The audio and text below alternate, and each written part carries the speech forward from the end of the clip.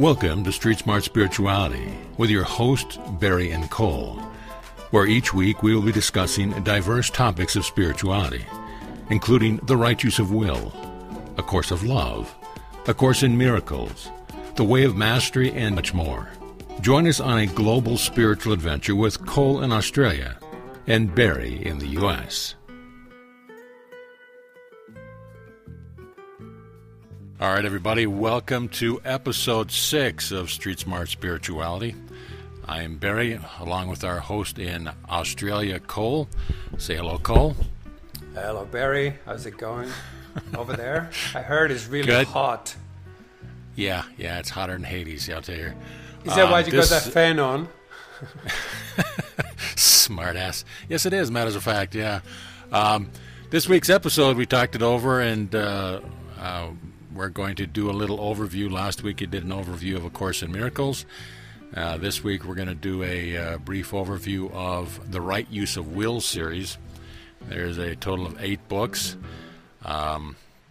You've been studying it for over 25 years. I've just read the first few books, so we're going to rely on your expertise to give us an overview.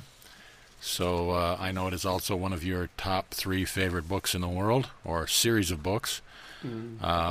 Unfortunately, not a whole lot of people know about it. It is a very obscure work.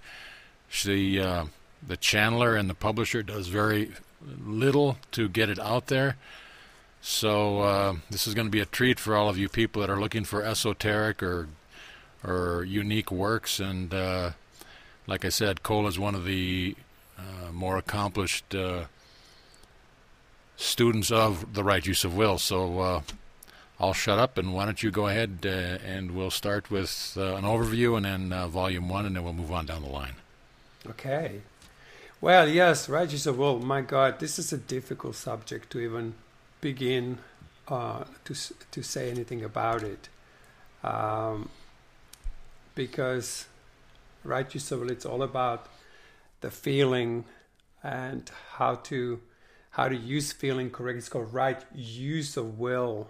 Just it's a bit of a tough understanding of, or tough expression of how to actually, what it really means. And it took me a long time to really begin to understand what it is really about. And just that title, the word will, can suggest that we are talking about willpower.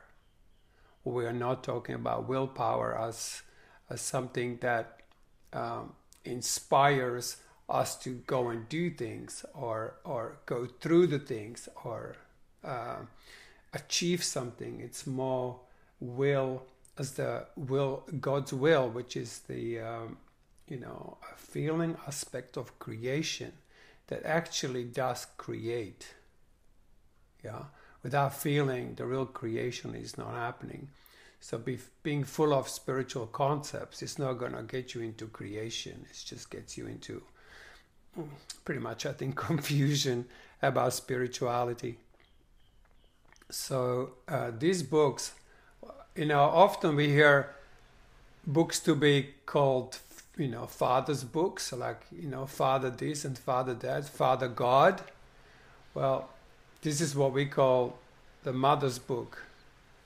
And Mother's message is a feeling. And so if I just begin to feel what I feel, we're not having a conversation. There's no dialogue. You're talking about the feminine energy, right, as opposed to the male energy. So this series of books is based on feminine energy? Yes. Very much so. And it's not just the feminine energy, it's the mother of creation, which is an indescribable expression of unconditional love, right? But what really happened, she said, Mother is an unconditional acceptance. And so she keeps reflecting to what we as God, as the mind, as the Father is doing, so we don't get caught in our thinking. So what was created was this a different quality of expression, which is feeling, that helps us to navigate our life into balance. Unfortunately, the society and the world has gone very much more what we call like the spirit polarized way. We all pretty much in our minds trying to figure out what is what, and a feeling is secondary. So this book, series of books, is all about the right use of feeling, would be probably a better translation. And yeah, so that's all I have to say. All right, let's wrap it up. Join us next week, and I'll have a new guest host. Yeah. Okay. So the first in the series is a blue book. It's called Right Use of Will: Healing and Evolving the Emotional Body. So why don't you give us a little overview of that one? Or did you already? Yes. Well, it's, as I said, this is not going to be easy. The first book, the Right Use of Will Blue Book, is very much a fundamentals. Yeah, if you don't get the fundamentals in, you lose all the fun, and it all becomes mental. And this is the danger of Right Use of Will, because we are so accustomed to take things into our mind, but to really understand something, when you say something makes sense, yeah, why does it make sense? Because you can also feel it. You get aha experience. Is not just your head. It's also makes sense, which is sense of essentiality. It's an experience, yeah. Spirit only polarized, so it can experience, and the will is the part of us which experiences. And feelings don't talk. So now, if feelings expressed by being felt and by being felt more.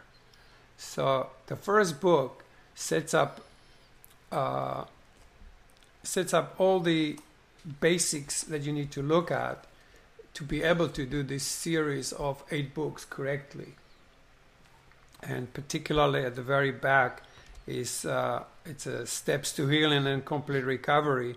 If you miss that chapter, and I know a lot of Right Use of people who basically miss that chapter, it actually explains how these books are to be used. And if you miss it, you might go through a very, very difficult journey with these books. So it's very important. I've been elaborating on that particular chapter in our podcast number 1 and 2. So if anyone's interested, there is more elaboration on what is really necessary for us to do this correctly. What the books also talks about is that we not only have to work with our judgments and our mental structures, but we need to learn how to move things emotionally. And it says something like, express everything you feel if you want to evolve your will, and don't stop expressing until you really finish. Now, the biggest mistake I made here was that I took that idea as express everything you think. And I began to talk, and I just got really honest, and I told people what I thought about them, and it didn't really work very well. Yeah, I don't imagine. But I just wanted to do it, I just wanted to do it, and I didn't get it. It says, express everything you feel. Didn't say express everything you think. But you see, in our society, when you say, well, let's talk about feeling, what did we just say? Talk about feeling. And feelings don't talk. Feeling expressed by being felt. And they do have an amazing capacity to get across incredible concepts in a way, but in a feeling way. Like I mentioned last time, there was a whole, society of people called Lemuria, and they express through expression of feelings, and that's all they did. They didn't even have language. So let's say, you're feeling whatever you're feeling, and then I would get it because my receptive centers to feelings are open, and I would feel what you're feeling, and I would go, huh, and then you go, huh, and we would make sounds, and we would make movement, and we would have kind of like gestures, but we wouldn't actually be able to say what we are capable of saying right now. However, the other society was called Atlantis, and they had exact opposite. They had very evolved language and very refined structures. And so our society is more like Atlantean. We overamping the crystal, we overamping the mind with information and overloading it. And our feeling part of ourselves hadn't had a chance, rarely has a true capacity to express itself, because the judgments we have against our feelings and emotions. So, got any questions there? No, I remember when you first introduced me to the book a couple of years back, and I mean, the diversity of books I've read, and it takes quite a bit to trigger me. So, and it's said in the first book that this book is meant to trigger you. And I don't know how far I was into it, but I sent you an email and I says, "What the fuck is this?" And it was just, I understood it as allegorical, but it was just so much of a departure from what I had read in the past that it was just, and you came back and you were laughing because you said, well, that's what it's supposed to do. It's supposed to trigger you. Yes. And then I calmed down a little bit and I did the first couple of books. But, I mean, like they say and like the author says, well, first of all, we got to clarify that this is a channeled work. This isn't something written from the left brain. But, they suggest that people actually pick up the book and read it.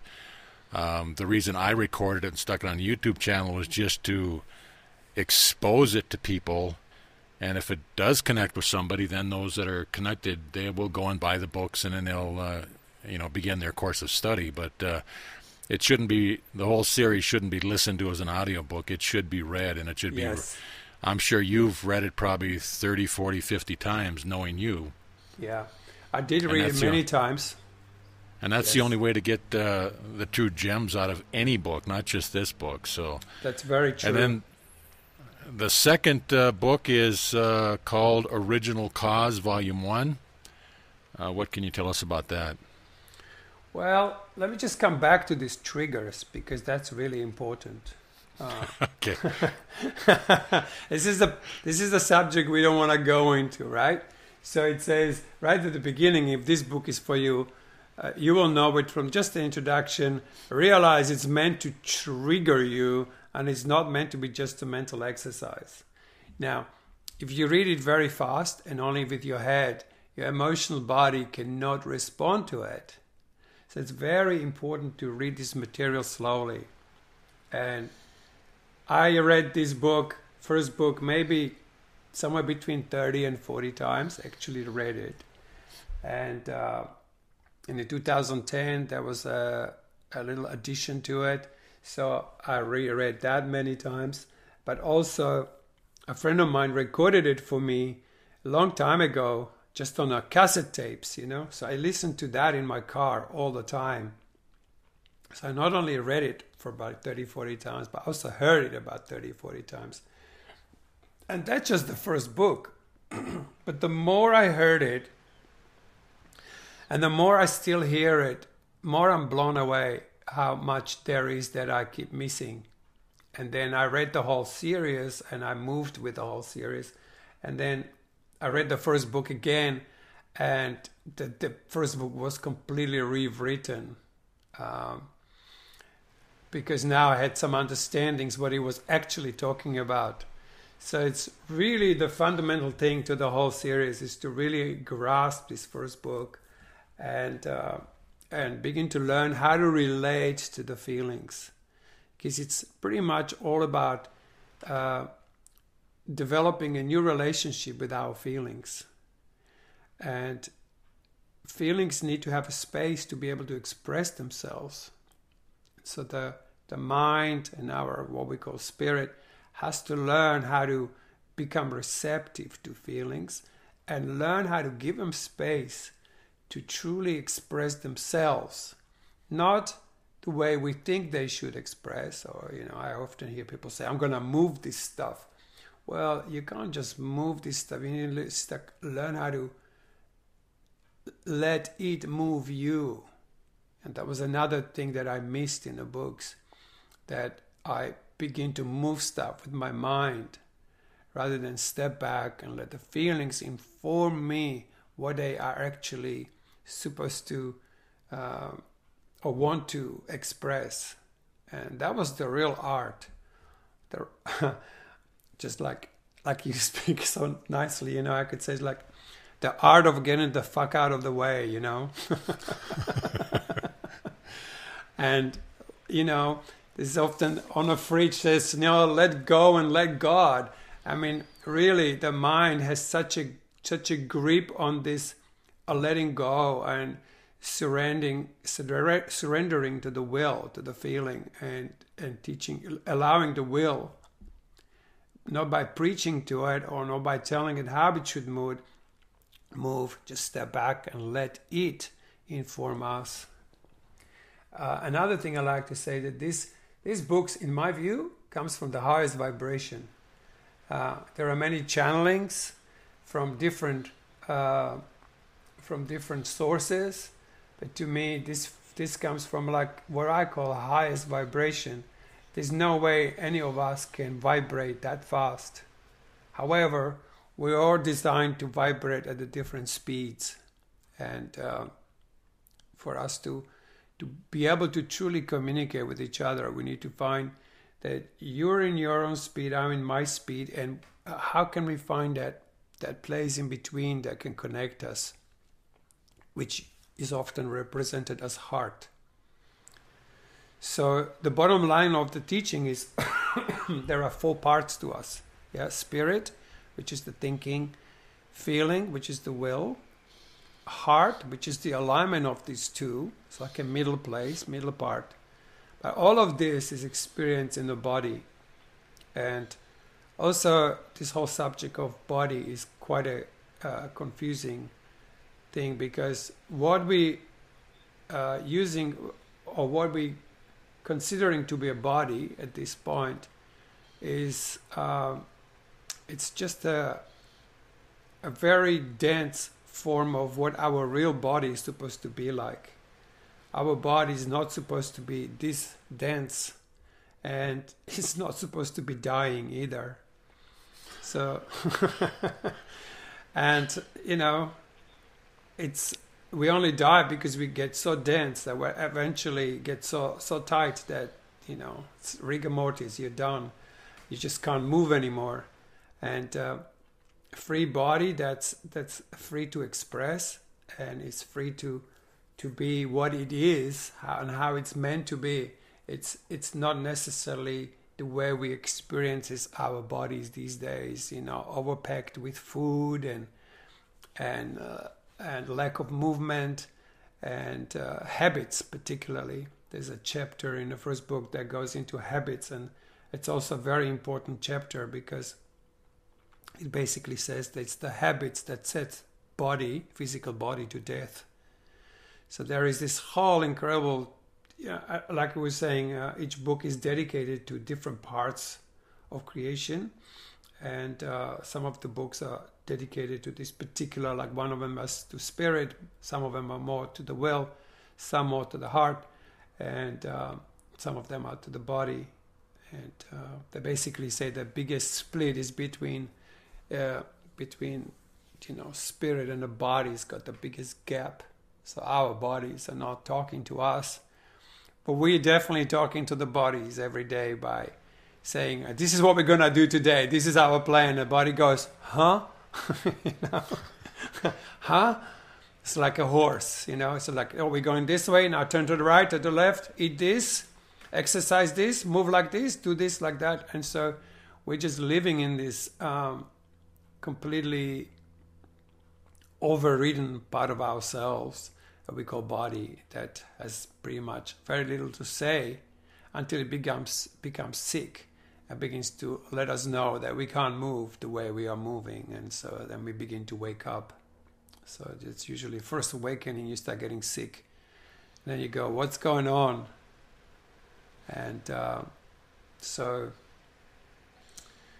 anyway, I wanted to talk more about the first book, and so but we can now move on to the next book. And the next book is dedicated to the mother of everything. And I like to talk about this because, you see, it's the mother that awakens the father.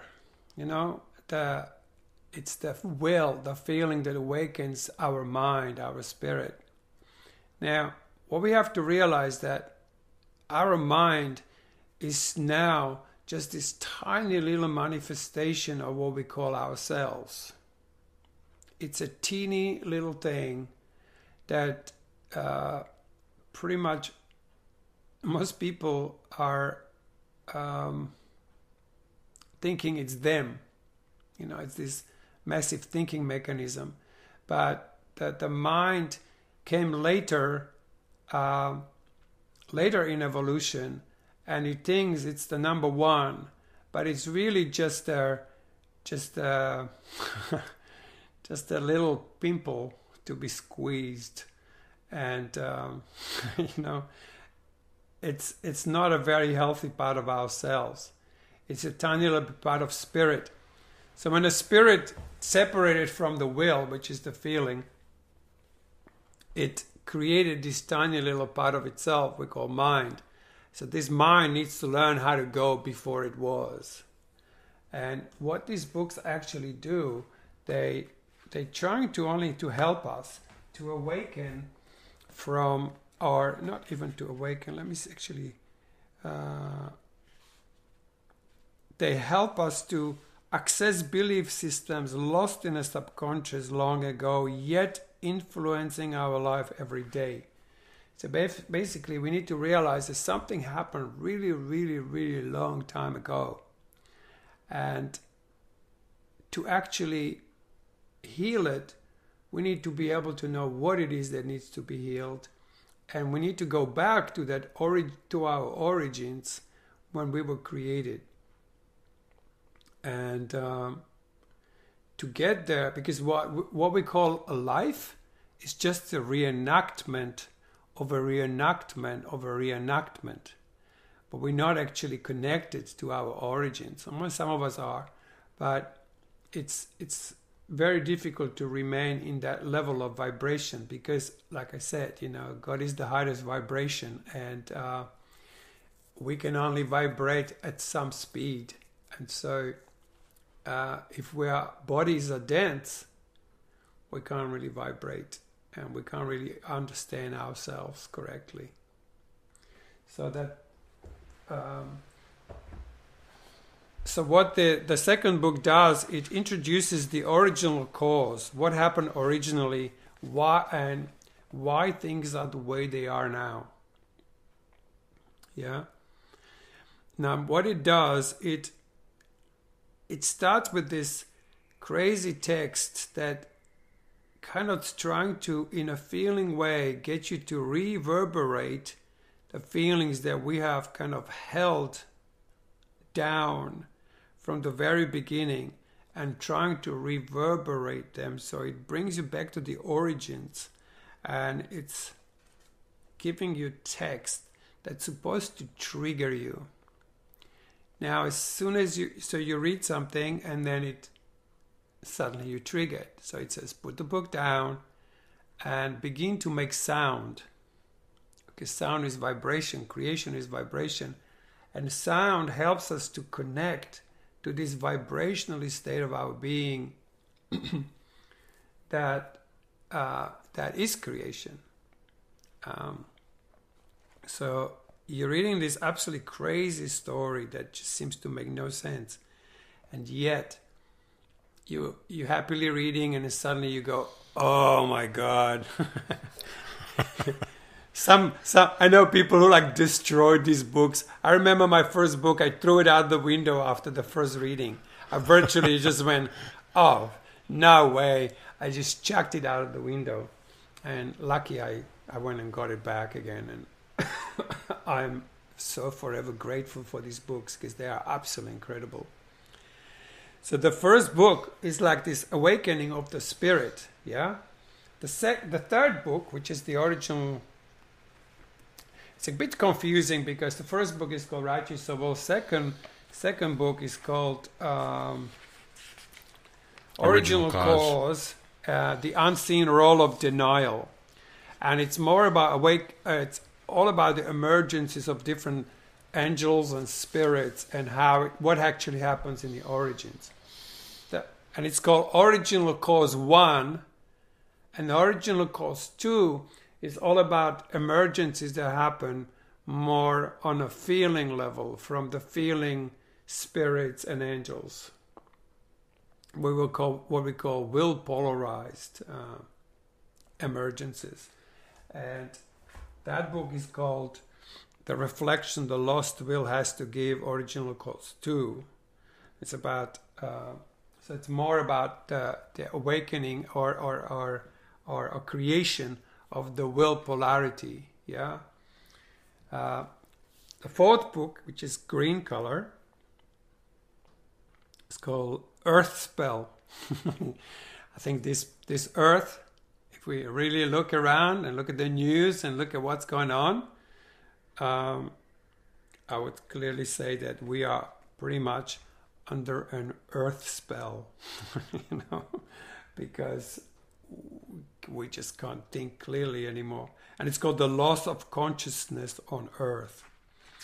And it's dedicated to God, the Father of loving light. Yeah. And this is my favorite book of all books. It really is. Yeah, like I said, this whole podcast I find is really difficult to even talk about this, because these books are written from such a place, such a vibrational state of being that unless you really read it, it pretty much makes no sense. But what it did for me, it reawakened part of me that it was definitely dead. And what I thought my feelings were not my feelings. They were thoughts. And emotions I call feelings were still just thoughts. And so one day, my girlfriend and I, at that time, we found these books and we went to the bush, Australian bush, and we just read and we screamed and we vibrated and we moved, and I was expressing rage by smashing branches against the ground, and I was basically learning how to rage and how to express feelings that I normally don't express, like terror. How do you express terror, And how do you find a safe place enough to even begin? So we went to this bush, and we spent about 10 days doing this, and we read out loud these books. Also, there's one of the recommendations I have is to read these books out loud and allow them to move us. Yes. And anyway, we spent like 10 days just doing that 24/7 pretty much. And we were sitting completely devastated at the end of it. And we felt that this 10 days was like nothing but a major failure. Like we didn't get to anything. And then all of a sudden, sitting in this devastation, I felt like my body was beginning to bow down. And my girlfriend at the time said, "Carl, did you hear that?" And I said, no, I didn't hear it, but something's happening. And she said, oh my God, I just heard from the mother. And I go, wow. And it's like, what did she say?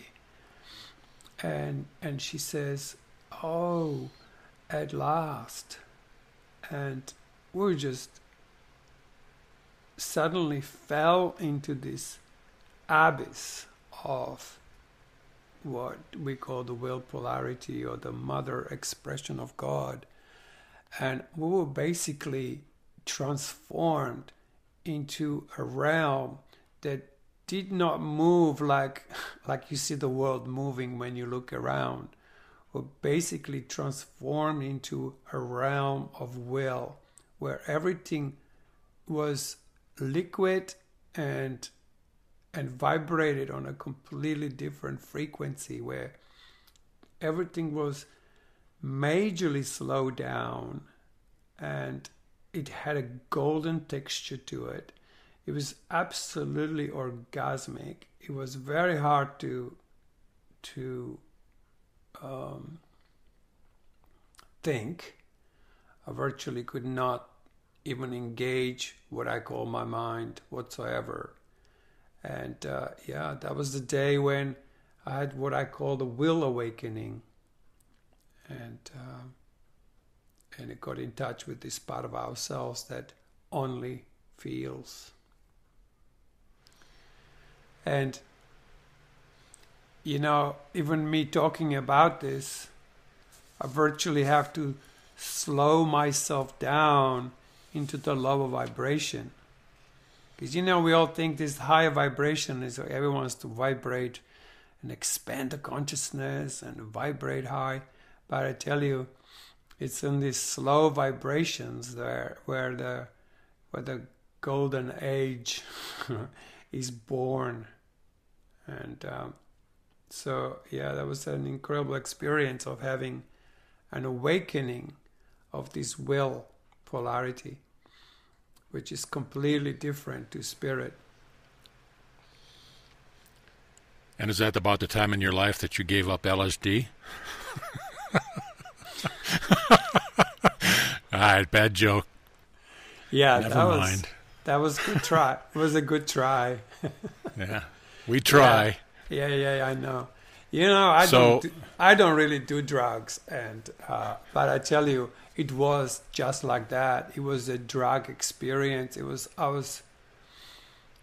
did one thing in my life. I did the ayahuasca once, and it was kind of like that, but without any substance. It's very incredible vibrational state, and I can't even speak about it fast, because if I want to even talk about it, it just slows me down to this almost a non-vibrational state, but it does reverberate on a very different frequency, which is so subtle and so sort of in a way fragile, that to be able to even function in this world on that level of vibration, one does have to move away from busy cities and live more in nature like I do. And it's a very, very, very different way of actually living with the actual will being present in my life. So it's interesting that you mentioned something about everything seemed like it was gold. There was everybody here is pretty much familiar with Neville Goddard. One of his major mystical revelations was when he was being brought up into the higher vibrations, he was split in half, and at the base of his feet was a pool of liquid gold. Wow. Exactly my experience. So exactly. That's just a revelation repeated over and over again in different traditions. So cool. Yes, that was really just like that, but it fully integrated and didn't integrate it for me fully until I actually got the Course of Love. Course of Love brought me into similar experience, like I was talking about the previous podcast, in a 40-day experience where it was also very similar. Like if I describe that, it was like standing in this dried up well. There's no water, and I felt like, like a dead being. And then suddenly the well begins to fill up, but it wasn't like with water, but it was really like with a golden liquid. And wow, to live on that level. And I really love that guy, because he has some kind of book out there called Feeling is the Secret. And that's true.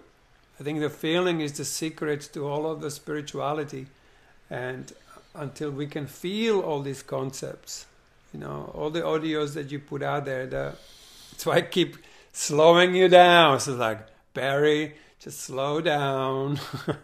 So people have a chance to feel this, feel the material, And that's what I learned from Write You So Well, that, to really, truly slow down and find this true feelings, So what we think our feelings are not our feelings, they're still thoughts.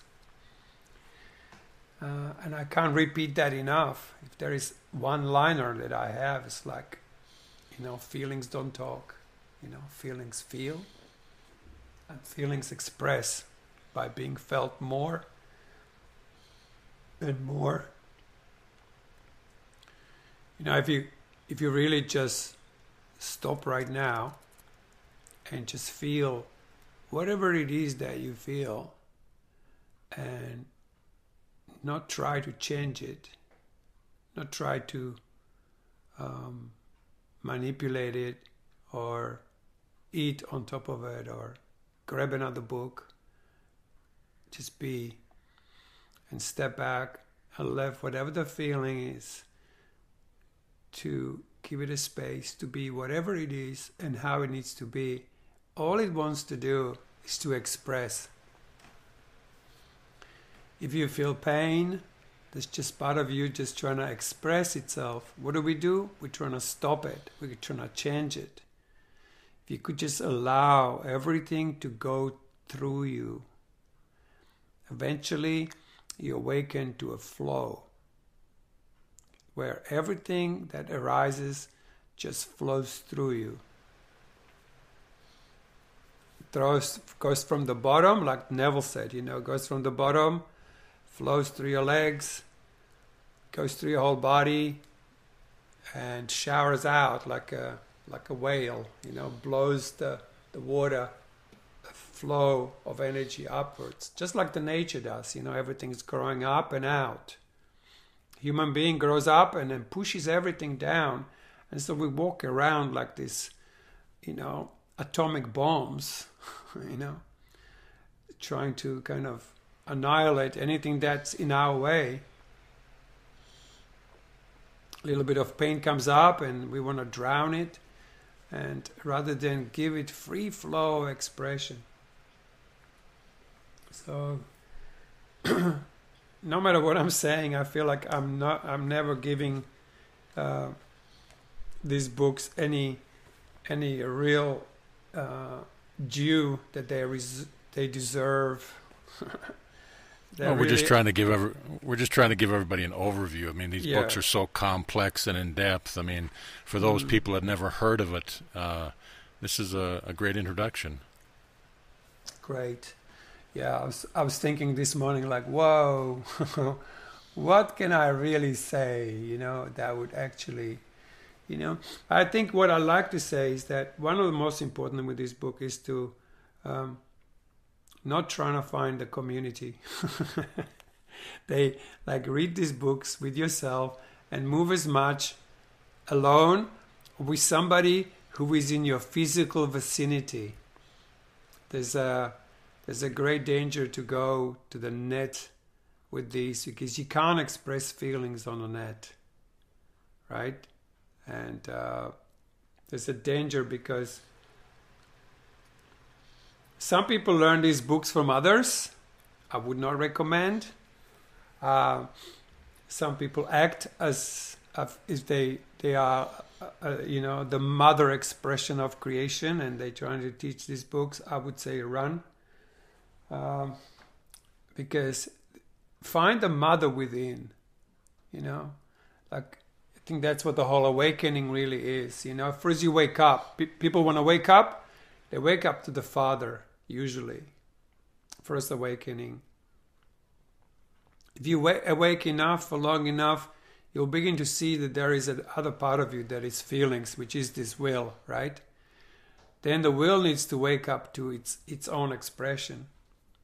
And that can only happen if the spirit or the mind is trained enough to get the hell out of the way and gives will or the feeling this space to fully awaken itself.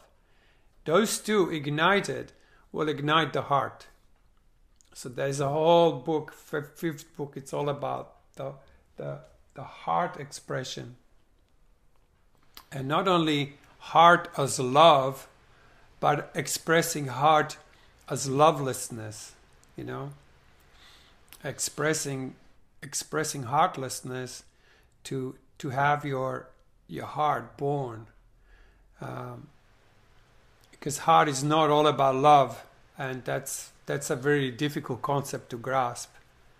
Like we even when we look at it, we associate heart more as a masculine thing, and we have Jesus as a representation of heart, but Mary is not so popular, except lately.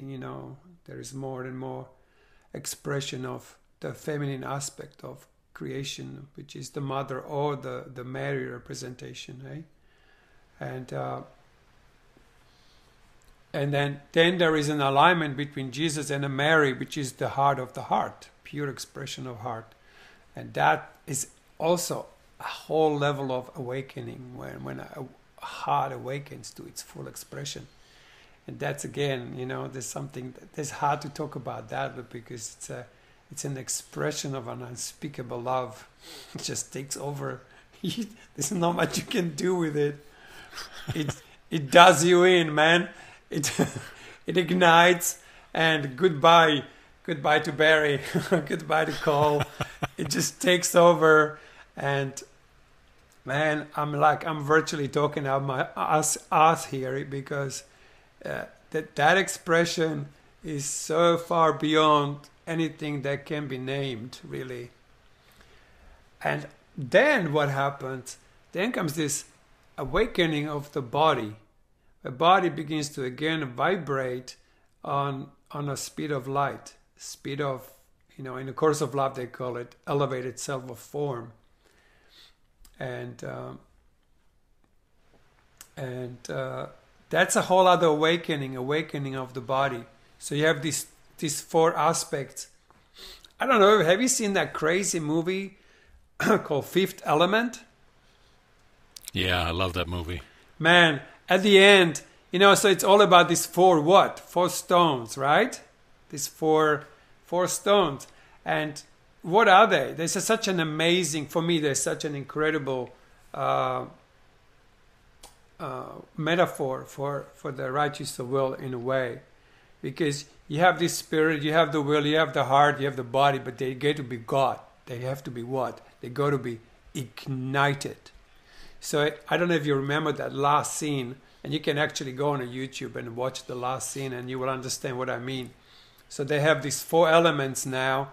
There is this evil planet that's about to kill Earth and destroy it, right? It's about 1 minute away, and they're trying to ignite these four elements, right? And they just stones. They go, what do we do now? And I love this so much. This is just such a beautiful metaphor. So they all standing there and nothing is happening. And then by mistake, one of these priests, they just blows onto one of those stones. It moves, right? So each of these stones have to be ignited by its quality. So we have 4 elements, earth, wind, fire, and water. So they have to get these 4 different elements. They have to get water, so the guy sort of like swipes his forehead and gets a couple of drops of water, ignites the rock, right? So, and then, they need to have a fire, so they light up a match. There's all this drama because they only have one match, But anyway, now they have these 4 elements and they're all ignited. And this planet is still coming to kill the Earth. So even so, no matter how awake you are, no matter how ignited you are, you still need one more element, and that is a deep intent to love, deep intent to heal. And so there's this 5th element, and what is she? What is the 5th element? It's a she, it's a woman. I'm going to get emotional talking about this because I just love this so much. And what has to happen there? So now 4 elements are ignited. And there is this woman who says, why should I help you? Look what you're doing to yourselves. You have wars, you have famine, you're horrible to each other, you have atomic bombs, you're destroying this planet like crazy. Why should I do anything? And he goes, yeah, but there are good things. It goes, like what? And he goes, like love. And she goes, I don't know love. And she says, yeah, I know, but I, and he can't even get it out. Bruce Willis is so good in this movie. I mean, it's really is my hero, this guy, how he did that movie he did. The rest is just joke, but this was an amazing movie. And then that the priest goes, just tell her, and he says, yeah, because I love you, And that is just so beautiful. And then she feels his love, and then she is the will. She's the supreme being, right? She's the supreme being. She ignites into this love, and that love ignites this beam that freezes this evil planet like just a couple of seconds before it hits our atmosphere and destroys the Earth.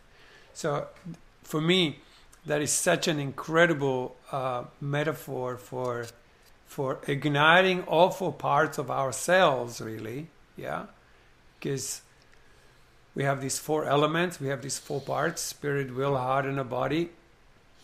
And we need to get them awakened. We need to get them in their full expression. And for me, that's the real spirituality. How we going? Good. Yeah, it's a beautiful movie. I think I've probably watched it a dozen times. Now let's move on to the 5th book. It's called Heart Song. Yeah. Vibrating Heartlessness to Let Heart In. Yeah. So give us a little brief overview of that. Well, I kind of mentioned that. Okay. Yeah, that's all about it's basically trains you to really learn how to nurture yourself deeply. I mean, I'm just taking the bits that come to me first, and that was one of the things that I learned from that particular book, that there's no one else who can help me. Like you need to learn how to nurture this aspect of yourself. They're no longer vibrating. They're no longer alive in you. Like, they basically said that just the way everything was working on Earth, you're basically born dead. You're not really vibrating anymore. And because of all the imprints that happen while you're in your mother's womb.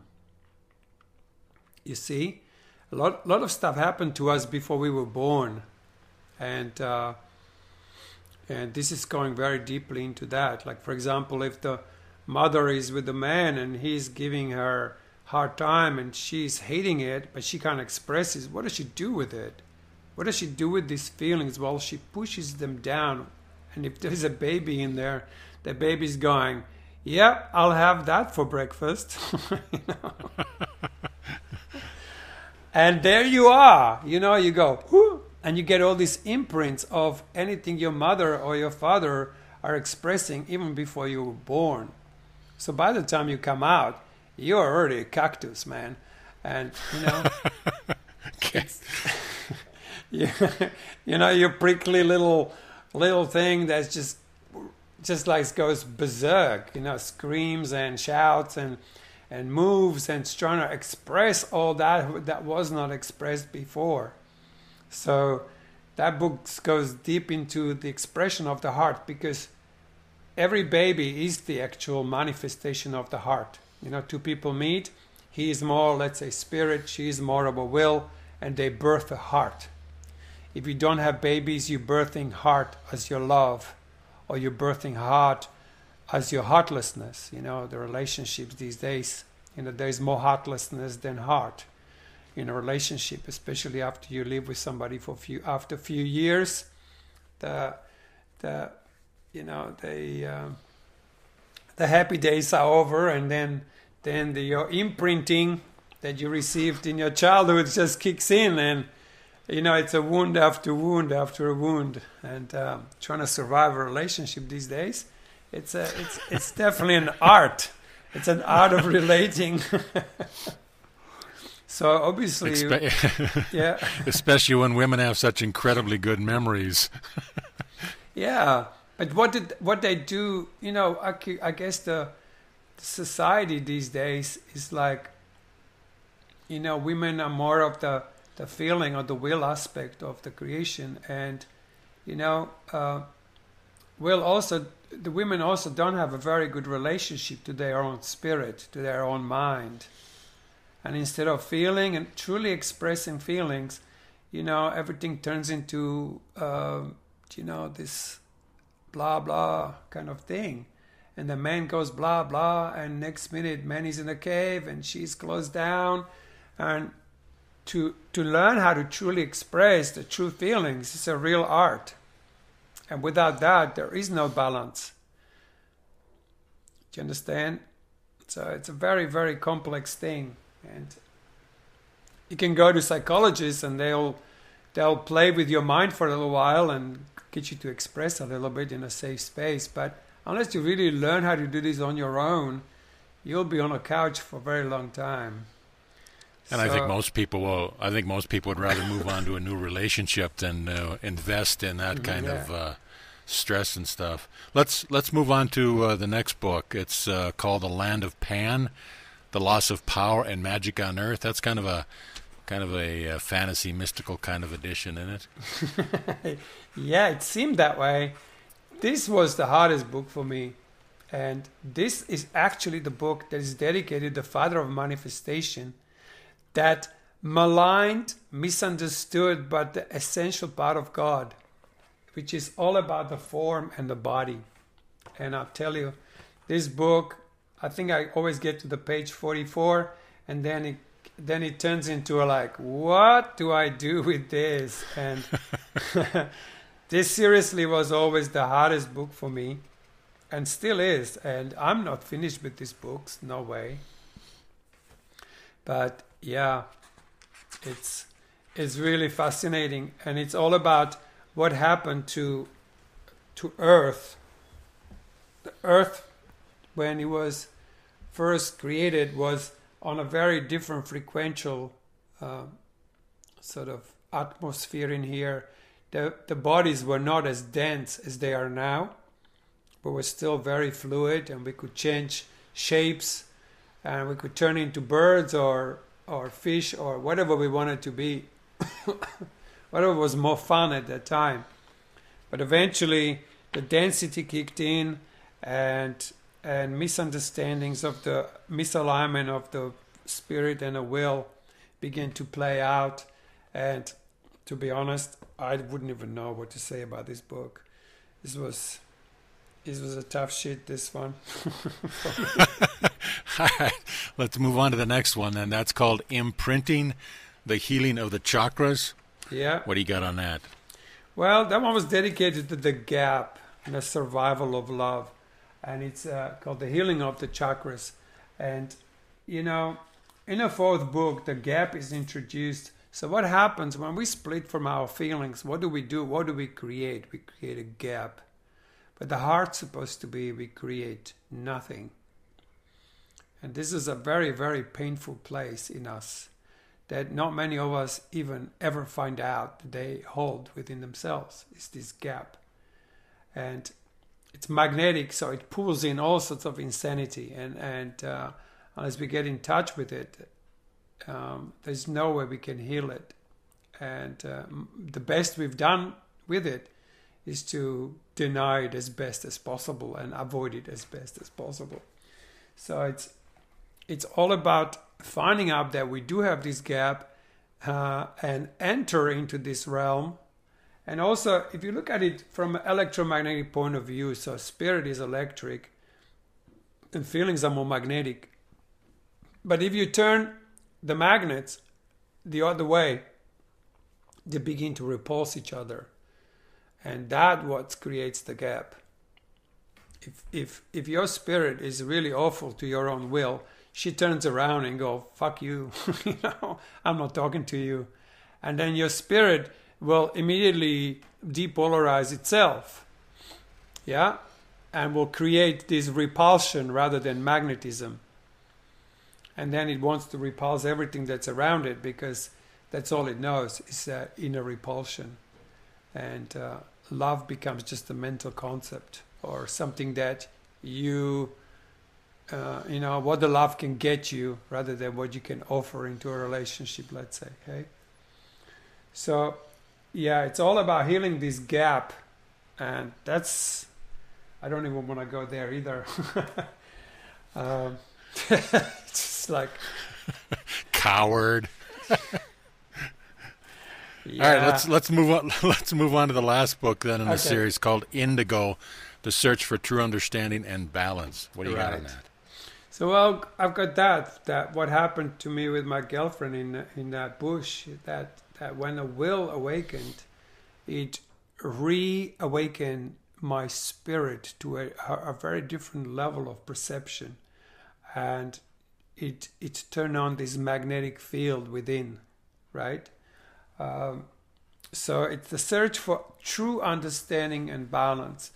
Search for true feelings, because only true feelings will help us to align ourselves again to that place that we're supposed to, as God created us. We're created in the image of God, but that's a really bad kind of image. Is a very bad name because we made images that have got nothing to do with God. And, to be exactly as we were created in origins, we need to have the spirit will balancing in the heart. And so this is all about finding that balance again and then true understanding. And again, the true understanding is so difficult to actually put into words because there are these unspeakable expressions of the inner alignment that perception does not fit. Perception is not an attribute of God, really. Perception is just a tiny part of the mind. So most of us is functioning in perception and in the mind. It's an incomplete. We're like an incomplete beings. So to become complete, one has to be able to involve the will fully into our lives and is to see what she has to offer. And when she begins to offer all these things, they have to be received, which is the understandings, and that will create the balance in the being. And then even your mind becomes more balanced and more aligned with the rest of you. So, anyway, that was my very bad expression of this absolute masterpiece of a body of work that is not for everyone. It says right at the beginning, this is not for everyone. And I think I really dared to even talk about it because if anybody ever opens these books and begins to really try to get this happening internally within themselves, this is a real task, and not an easy series of books. It's not your lovely Sunday afternoon reading, let me tell you. If you're going to read it on a Sunday, make sure your windows are open so you don't break the glass when you throw the book out the window. That's exactly right. You know, I know so many stories. Like, I know so many communities and so many people who have done the right use of will in their life, and the stories are incredible. Like, they burned them. Like, I burned the whole series. I thought, I never want anyone touch these books. You know, some of the bookshops around here said, like, oh no, we don't hold those books here. We don't sell these materials. You know? Our intention here is just to introduce. I mean, it's like you said, it's impossible to give an in-depth overview, but if it's something clicks in your mind or your heart, then pick up the first book. It's only I think it's like $12-14. Yes. And you'll know by the first book if you want to continue on. And yes, I also like to say there is another book out there that comes from the same channeler. Her name is Cien, and or at least in those books she calls Cien, and she wrote another book called Feelings Matter. I'd like to say that I don't think that's particularly channeled. I think it's more like a scientific book about different aspects of brain and how they relate to different parts of ourselves. But to be truly honest, I found that book was very difficult for me to read, and I actually never really read the whole book. And when I ask people, how was that for you? They say, interesting, but not more than that. So people often buy that book because they think Feeling Matters, that it's really going to explain something, but I think they're better off just sticking to the channeled part of it. Anyway, maybe that's not the right thing to say, but I'm just saying it because I often find people say, like, well, I really could not get that book. And I think it's a great scientific description of all the different brains and how they affect us. Different part of the brain, often many of them not very functioning, but it's more like just a book, and I don't think it's part of the actual Right Use of Will series. Yeah, and I think a lot of people make the same mistake when they find a series of books or something, especially from people that channel. Not everything that a channel puts out is going to be gold, and we see this time and time again. I mean, somebody channels a really nice piece of work, and then all of a sudden they stop writing, and they hit the Toxo circuit for the next 20 years, and most of what comes out of them is garbage because they're not. Well, I mean, it's sad, but it's true. I mean, it's. Yeah, we don't know. I'm not sure. I'm not sure about that. I just want to say that for me, is this most profound series of books I have ever encountered. It's like my absolute treasure, and there's nothing wrong in those books. Some people think that channeler sometimes channels this highest vibration, and sometimes she mixes it with her own stuff. I don't think so, personally. I think it's just awesome what's in those books, and if you don't understand something in those books, you will eventually. But you got to move the emotions that are held below, in the will.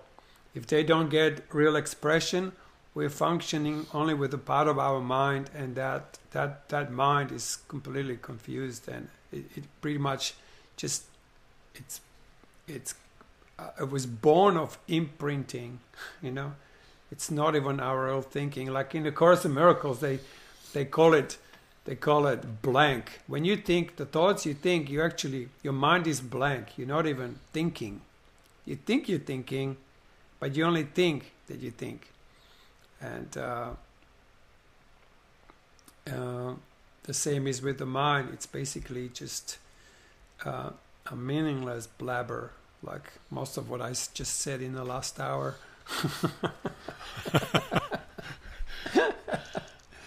But again, then when the spirit ignites, and when will ignites, and when the heart ignites, and when the body ignites, it's indescribable. Like it's such a profound alignment of where you stop searching for God, you stop searching for anything, because you find your who self, and that self that was created originally, your capital S self, is your complete fulfillment. When you're there, there's nothing you need, there's nothing you miss, and you truly just become an awaken to yourself being. You don't even go out there and trying to convince somebody of anything. You just you enjoy your day. And you can even, this is the thing, is like, I could feel all sorts of feelings that some people would not call like a nice feelings to have, but I still feel really good in there. Like I can be furious and I'm like ecstatic in my fury, or I could feel, I don't know, any feeling that's out there, just feeling it, and it's like, oh, I'm feeling this one. Let me give it a full space for it to fully express. Because I tell you, if you don't have feelings ignited, your mind or your awakened self cannot stay awake. It will go into reverie. It will go to sleep. And any awakenings you had a few days ago or whenever will become just another story. So we need this will. This is the right use of will. The will ignite your mind. It's the awakener. And in a relationship, woman is an awakener. The man, I say, like, show me an enlightened man, and then I say, well, bring your wife here. Let's see how awake you are, And every time I think I'm on top of it, my girlfriend comes and goes, Cole, where the fuck are you, kiddo? It's like, oh yeah, sorry. I need to find myself, in that relationship and see if we're creating the heart and a love or not. And already how awake I think I am. She will always sort me out, man. She always reflect details in me that I have not even dreamed about. So, thank God. Thank you all the women who dare to be real and who express and who actually give the true reflection to the masculine that's so freaking lost in their little caves. Amen. Amen. Shut up, Cole, now. Okay, I think probably with this episode, for those people who didn't catch it the last time, maybe I should re-upload the first book of Right Use of Will just at the same time this goes up, to give them a chance to put two and two together, and then maybe what a lot that you've said is going to make a lot more sense if they have access to the first book. And if that excites them, then go to our website and pick up the other books. Oh yeah. I mean, first of all, that's the key. Like, if this attracts anybody in any way, please read it. Hold the book in your hand. They're most beautiful books, by the way. They have this exquisite paper. They are just, I can't even say how many times I kissed these books. After the reading, I just kissed them. I love them so much. They have this most beautiful logo. But please, please, please read them slowly. And then read them again slowly, and then read them again slowly. Yes. And let every sentence, it's like, how am I feeling after reading this sentence? So and then allow those feelings to show you what they feel like when they hear those words, you know? And just remember that first two feelings that come up usually are not even feelings. They're just part of your mind that masquerades as feelings, and or part of your emotionality that is part of the mind, part of the spirit. And you know, emotion is really important to express, but they can also divert you. They can take you away from the actual true feelings. And so slowing down is the key. And so you can listen to this as an information, and it's great. There are some of the concepts that's very easy to grasp for the mind, but to actually reach the will, reach the feeling body is really an art, and requires safe space, slowing down, introspection, and radical honesty, and a lot of sound and movement, a lot of physical movement and a sound, you know, that kind of sounds a bit like, if I start doing that, it would just sound really weird. But it's like, like if you just, man, if you just heard me express some things, you will go like, oh my God, let me lock this guy up. He belongs to some kind of asylum somewhere. He shouldn't be in public. And that's why you do this in a safe place, and you brace yourself, and you're so nice to yourself that you even open these books. And anyone who opens this book and even has a peek at them is my brother and my sister. I love you very much for even daring to come close to this incredible material that is gold. Amen. Yeah, I mean, you definitely earn points just for picking it up and giving it a try. If you don't make it through, that's fine. But just the fact that you picked it up, it's going to plant the seed, and you may pick it up again 5 years from now. And you know, God bless you for giving a try on that. God would bless you indeed. particularly the God, the Mother, you know, the aspect of creation that's just is really being gently introduced to us now. You know, it is the next step, and without this step, there's no, you can't feel totally complete in yourself. There's no way. And if for some reason this doesn't resonate for you at the time, I mean, we've said this 100 times, but both Cole and I really, really love A Course of Love, and it's a brilliant piece of work. And you know, give that a try, and you'll find something. And when you find it, you will know that you have found what resonates with your heart. So just slow down and listen to the still small voice, and you'll find your path. Anyway, good try. Anyway, I think we've done it.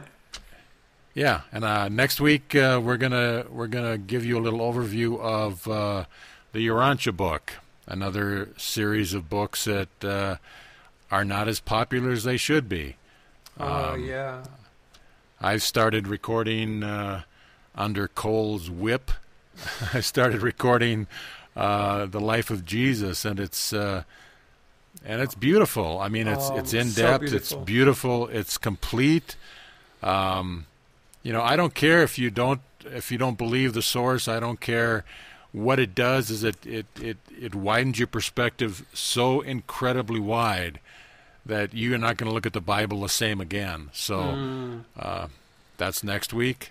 Well, and yes, Urantia book actually is meant to be the new Bible, but you know, it takes Bible to the whole new frequency of truth of what's really happening. Like these books like Righteous of Will, it helps you to understand and awaken within yourself. Course of Miracles, Course of Love, and all these other different channelings, they basically help us to. But Urantia book is a whole different kind of. It's incredible. Like it explains what it's all about, and it explains the whole cosmos, and it maps out the whole cosmos all the way to the Havona, and it's unbelievable material. It really is. Yeah, definitely my 4 top books. Course of Miracles, Course of Love, Righteous of Will series, and Urantia book. Definitely my top 4. Yeah, and just like Right Use of Will, I mean, the Urantia book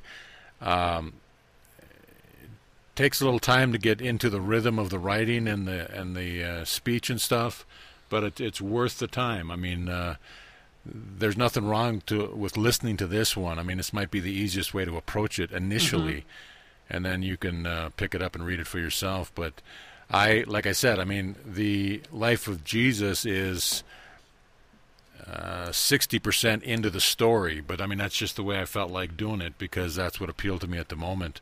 But we're gonna go back to the beginning again and get into the really complicated stuff about the worlds and the worlds within worlds and the origin of the cosmos and everybody behind them. I mean, we talked about this last time, but I mean, the story of Jesus, when you read it in the Bible, it's a singular event. When it's approached from the Urantia perspective, this is the last of 7 bestowals that he did because he is the creator sovereign of this universe. So this was the last time around for him. So this is such an incredibly rich tapestry that adds so much color to the Bible, and it just blows the Bible out of the water. So, I mean, stay tuned for next week, and that should be a pretty exciting episode, too. And like I said, we've got, 10, 15 papers up on the channel already on the Jesus story. And we've 20, also got 20, yeah. And for those that aren't familiar with the Course of Love, we've got 40 Days and 40 Nights up there, too. So both of these are incredibly beautiful, and if you're not familiar with them, you deserve to be familiar with them. And hopefully next week we'll give you some color background on the full Urantia book. But yes. I think Cole did an incredible job on giving a cursory overview to an incredibly difficult series of books. So Cole, thank you for sharing your 35 years of experience with Right Use of Will. And unless you've got anything else to add, my friend, we will wrap it up this week and look forward to next week. Yes, I've got nothing else to say. I'm pretty done here. Okay, that is a rare occasion in itself. So thanks for joining us. Thank you, my friend. And we'll see you next week. Thanks, Barry.